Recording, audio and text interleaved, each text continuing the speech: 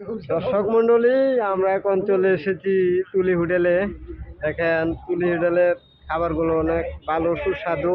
চলে এসেছিলাম খাবার জন্য তুলি হোটেলে। আমাদের কারিগর রুটিগুলা তৈরি করতেছে, এখন আমরা খাবো।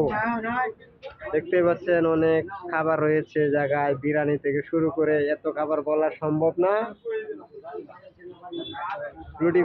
কারিগর রুটিগুলা তাড়াতাড়ি তৈরি করেন। সব চলে আসলাম তুলি হোটেলে খাবার জন্য। এখন আমরা টেবিলে বসে পড়বো। দেখতে পাচ্ছেন আমার সাথে আমার এক বড় ভাইও চলে এসেছে। তো বড় ভাই, আপনি এদিকে আসেন। দর্শক, আমরা রুটির জন্য ওয়েট করতেছি। দেখেন, রুটি কিছুক্ষণের মধ্যে চলে আসবে।